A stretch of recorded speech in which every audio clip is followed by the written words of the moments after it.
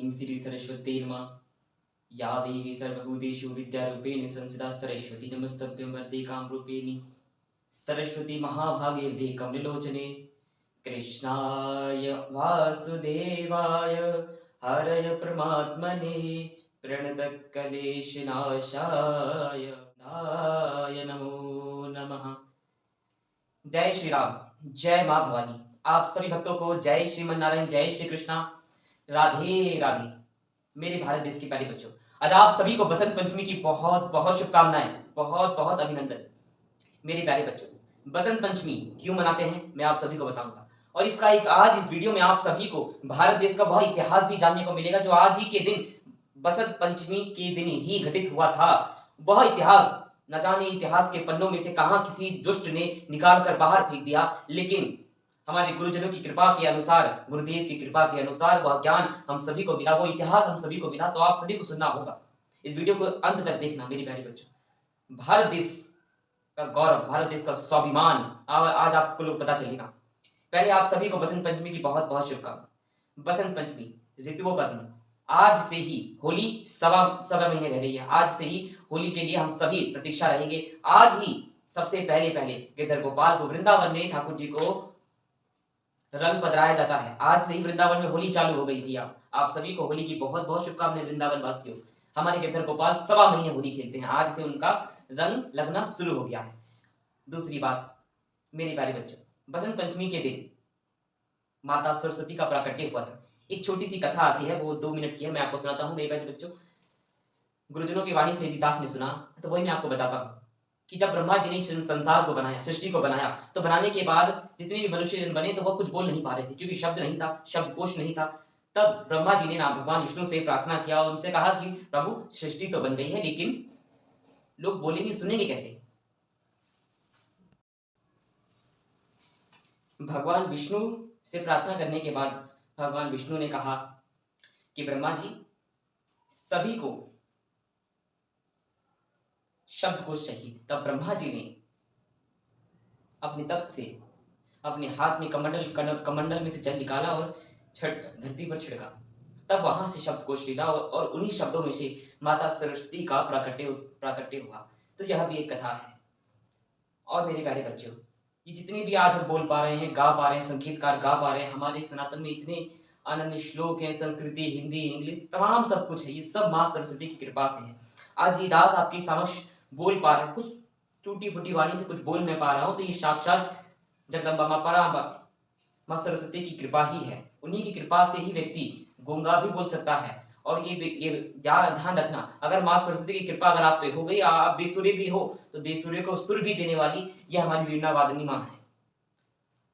माँ का स्वरूप कैसा होता है मेरे प्यारे बच्चों? माँ का स्वरूप बड़ा ही अद्भुत होता है। माँ के एक हाथ में वीणा होती है, तो एक हाथ में माला होती है, एक हाथ में वेद होता है, तो एक हाथ आशीर्वाद देने के लिए तत्पर तैयार रहते हैं। ये माँ की कृपा है। बसंत पंचमी बहुत ही उत्तम है। तमाम राज्यों में, हमारे बिहार में बसंत पंचमी बहुत धूमधाम से मनाई जाती है, और भी अलग अलग राज्यों में बहुत मनाया जाता है। लेकिन जैसे कि मैं बिहार से हूँ, तो मैं बिहार मैंने देखा है कि माता सरस्वती की मूर्ति लेके आते हैं, उनकी सेवा अर्चना वंदना खूब करते हैं, खूब कीर्तन भजन करते हैं, और फिर अगले दिन उनको विसर्जन करते हैं। तो देखिए, हम माता सरस्वती को लाना इतनी बड़ी बात नहीं है, लेकिन माता सरस्वती से आप क्या सीखते हो? आपकी बुद्धि विकसित हुई कि नहीं हुई? आपने गलत चीज को त्यागा। आप अगर माता सरस्वती को लेके आते हो अपने घर में, अपने क्षेत्र में, तो मेरे प्यारे बच्चों, वहां पर आज आप एक संकल्प लीजिए। माता सरस्वती के आने के बाद आप संकल्प लीजिए कि मैं ये गलत कार्य नहीं करूंगा। ये आज ये मैं कार्य माता सरस्वती के समक्ष खड़ा होकर मैं ये कार्य नहीं करूंगा। आज से मुख से गाली नहीं निकालूंगा, इस मुख में अलग कोई भी गंध जाने नहीं दूंगा। यह सब आप कीजिए, तब माता को लाना थोड़ा बहुत सार्थक होगा। वैसे मैं आप सभी को बहुत कुछ बता सकता हूँ, लेकिन आप बोलोगे महाराज जी आप तो ज्यादा ही बता रहे हैं। तो देखिए, माँ को लाना तो देखो कोई भी लेके आ सकता है, लेकिन माँ के बताए हुए वचनों को, माँ के बताए हुए आचरणों को हम लोग को चरितार्थ करना होगा। ये रही बात। अब मैं जो बात कर रहा था भारत देश के, वह इतिहास के पन्नों को उड़ेलने की, पन्नों को फिर से पढ़ने की। तो सुनिए, आप लोग जानते होंगे धर्म सम्राट, भारत देश के अखंड भावी सम्राट पृथ्वीराज चौहान ने मोहम्मद गौरी को 16 बार क्षमादान दिया था, क्षमा की भीख दी थी। लेकिन उस दुष्ट मोहम्मद गौरी ने जब पृथ्वीराज चौहान ने 16वां बार मोहम्मद गौरी को क्षमादान दिया, तो उसके बाद 17वीं बार जब युद्ध हुआ तो मोहम्मद गौरी दुर्लभ था और दुर्लभ ही रहेगा। पृथ्वीराज चौहान युद्ध जीत ही जाते, लेकिन कुछ गद्दारों ने, कुछ घर के ही भेदी ने, जयचंद ने जाकर मोहम्मद गौरी से हाथ मिला लिया और पृथ्वीराज चौहान को पकड़वा दिया।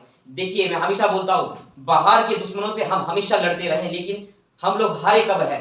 अपने ही घर के भेदियों से, अपने ही घर के दुश्मनों से हम लोग हारते चले आ रहे हैं।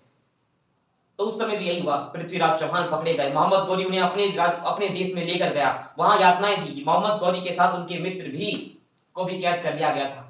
मोहम्मद गौरी को खूब पृथ्वीराज चौहान को इतनी यातनाएं दी इस मोहम्मद गौरी ने, उस दुष्ट मोहम्मद गौरी ने पृथ्वीराज चौहान की आंखें फोड़ दी गई। उसके बाद जब मृत्यु की बारी आई, तब पृथ्वीराज चौहान के मित्र ने कहा कि औरंगजेब, तू जानता है कि हमारे पृथ्वीराज चौहान, हमारे महाराज शब्द भेदी बाण चला सकते हैं, शब्द भेदी बाण में उनको कोई परास्त नहीं कर सकता। तब मोहम्मद गौरी ने कहा कि हम भी देखना चाहते हैं कि ये अंधा कैसे शब्द भेदी बाण चलाता है। तब पृथ्वीराज चौहान को मौका मिला, वो सुनहरा मौका।